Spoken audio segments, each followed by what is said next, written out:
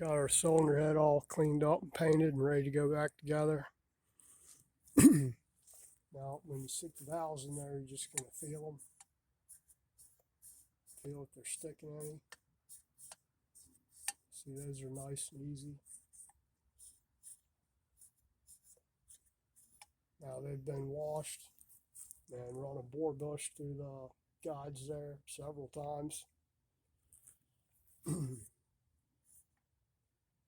Now, this valve seal driver kit,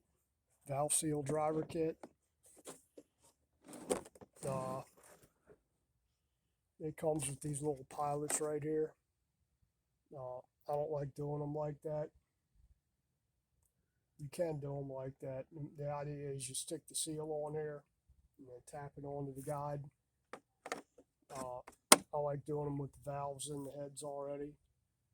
Now what you're going to have to do on these, if you look at where the grooves are here, if you feel them, they're pretty sharp. So what you're going to have to do is take a piece of plastic wrap, or sometimes valve seals come with a little plastic cover you slide over it.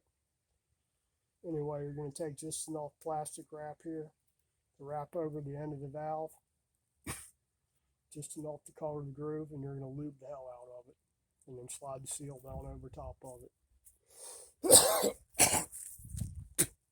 Excuse me. Trying to get this done before it rains, because it looks like it might rain today. Might. I don't know.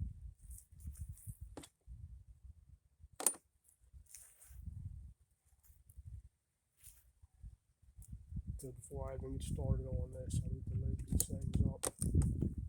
I'm just using this assembly lube here. I just had to go buy a new thing because I left my other one off the road there at this guy's house when I was lubing the rods up and I was putting them in there. So you should use a good liberal amount on here. There's even any coming out of there. Nope. None coming out. So again, we're out here doing this on the bed of a pickup truck.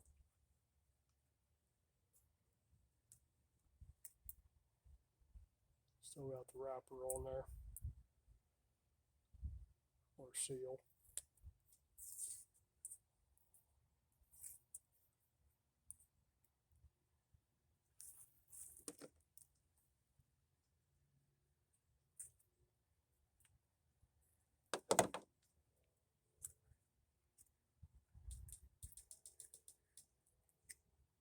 Now, if you notice on these valves here, it had two, it's got the keeper groove, and then it had a little, the umbrella seal went there, and then it had a little clip over top of it.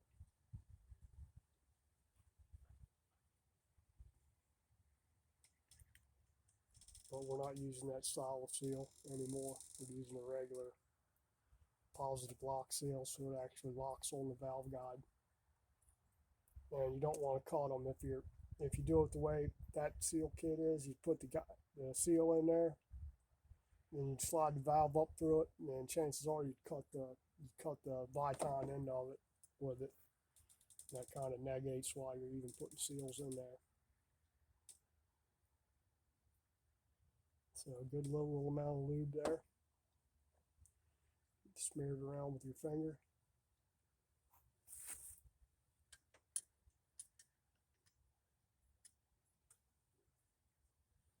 Slide that up in there and work it around a little bit.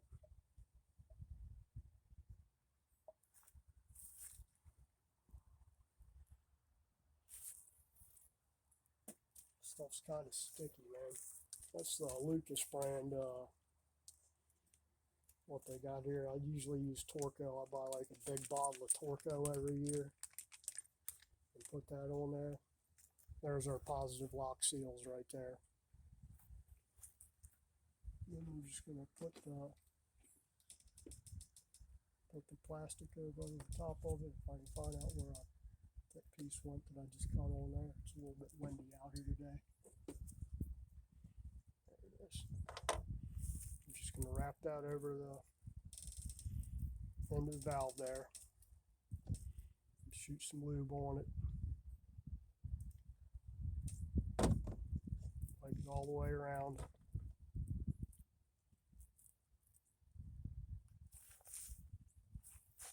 And then you're just going to slide that down over the valve there. Now for the hard part, I got to get the plastic off of there. They usually come with a little tip in the seal kit. These ones, this is from Comp Cams. It didn't come with the cover in it. I used to have a box of the things because I'd save them after doing each one, but I can't find them things.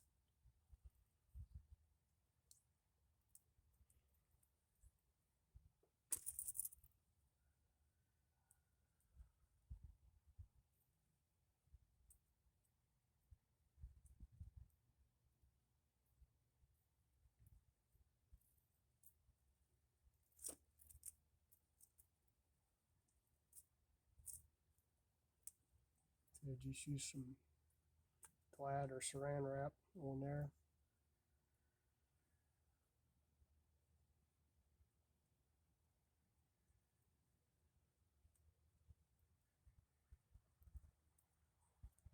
You want to get all of it off of there.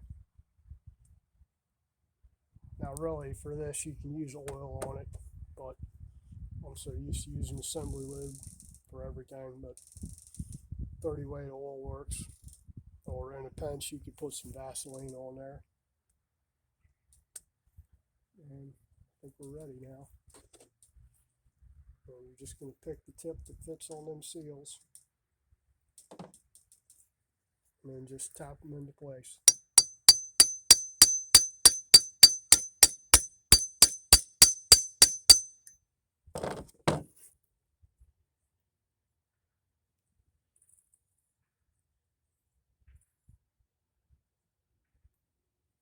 That looks like it.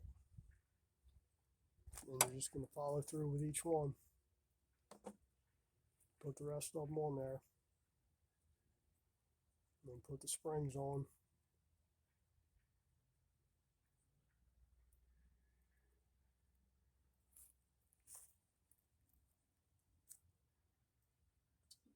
Cut another piece for this one. That's the problem with the Glad wrap. You're going to use a few pieces of it to do this.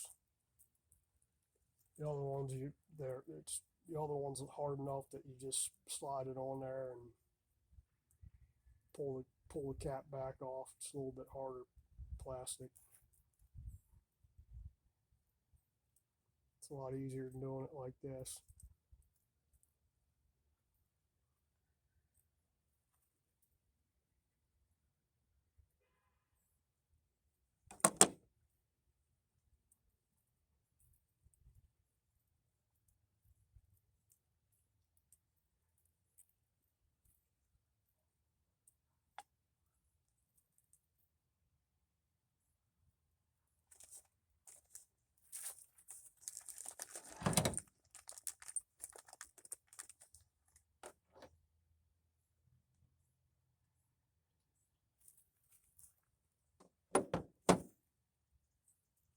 And you probably have to hold the valve with one finger. I just slide it down over there.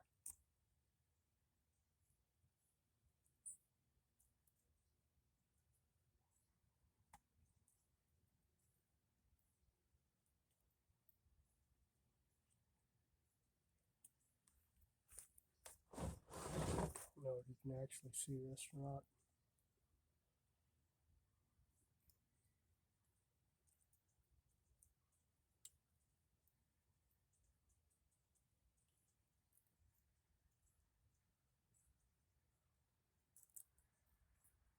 Now when you're hammering these on here, you just want to do it. You get an idea how far it needs to go on. You don't want to continue hammering it. You'll see where it stops, like right there. So you just kind of want to get them all lined up there. Get it started.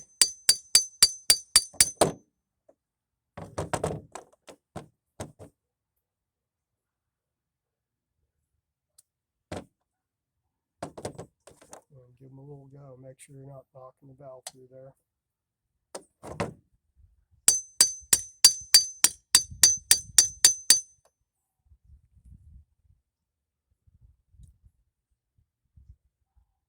A little bit more on that one.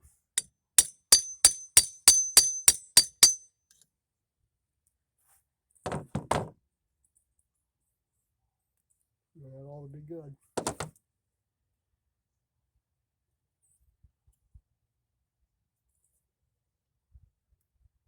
That's it. And then I'm going to go ahead and put these springs back on there. They cleaned up nice. They're straight enough.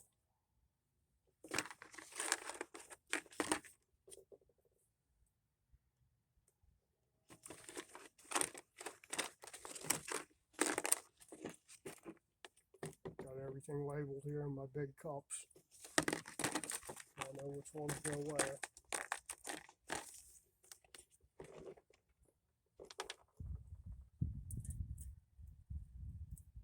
See how it fits a lot better? Those umbrella seals were actually riding up against the spring there.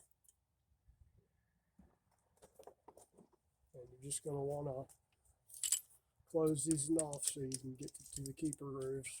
You don't need them overly tight there.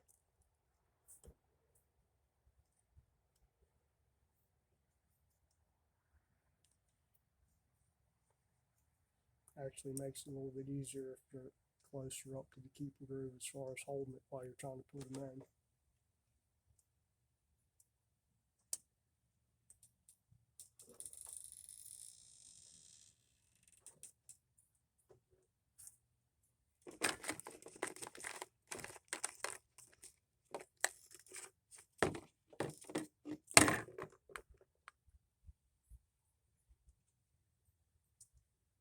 And that one there, and release the pressure on them. And that's it. Let me pop this other one in here while I'm here. And then I'll do the rest of the seals in a little bit. About coffee time for me, I think. Or second cup of coffee time.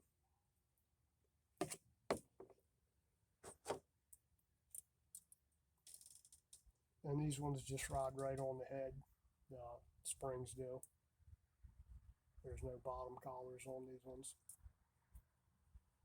Some stuff has bottom collars, some of them don't.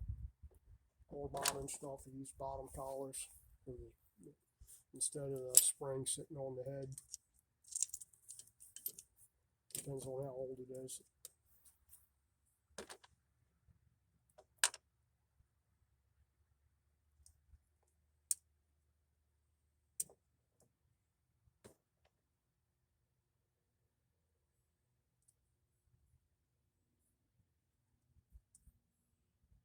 And when you're doing these, you'll have a tapered end and a fatter end. The fatter end faces up, tapered end faces down. And you want the grooves pretty even on them. That's it. Now I'm not going to make you sit here and watch me do the rest of these.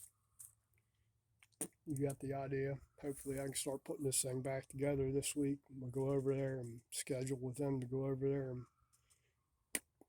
put the rods back in, put the oil pump back on the oil pan, get the top end, put the rest of the way on, get this thing running. Alright, that's it for this one. Thank you. If you like my content, like, share, subscribe, all that jazz. Hit the notification bell. Appreciate it. There'll be more soon. Thank you. It's our cylinder head all back together. Now what I'm going to do, because I don't know when I'm actually going to be able to put this thing back on. Hopefully sometime this week, but I'm going to bag it in a plastic bag and seal it up. Keep any crap out of there. When you're putting it back together, when you get the head on, put a little assembly lube on top of the valves there, and definitely on the rockers. And on the push rods, when you put those in, you want a little assembly lube on everything, because I'm going to have to get this thing back together and then bleed the oil pump on it to make sure I got oil going up everywhere. And while it's doing that, you need some kind of lube on there. Assembly lube works better because it's a little bit thicker than regular engine oil, so it pretty much, it's thick enough it stays wherever you put it. It ain't going to drain off. I've been using this stuff lately because it's what's available locally. The Lucas High Performance Assembly Lube, semi-synthetic. I've used, like I said, I usually use Torco, but that's a little harder to find. And I'll buy a big bottle of it, and that lasts about a year, maybe, sometimes 2 years. A little bottle will last a while. I'm not doing a lot of car motors anymore, or tractor motors, or even motorcycle engines. I'm retired, so really, I just do this stuff to keep busy. But definitely lube everything up. And when you're putting these back in here, when you're putting the keepers back in, try and put them with the split lined up. So, you know, the rocker arm's sitting like this. Try to put the keepers on both sides where the split's riding up and down wherever the rocker arm is. Doesn't really matter on this thing. It only goes, what, 2200 RPM. But on something bigger that's, you know, pulling 5, 6, 7,000 RPM with high lift cam and all that, you want to kind of line them up, because you can get the spring can get bound one way.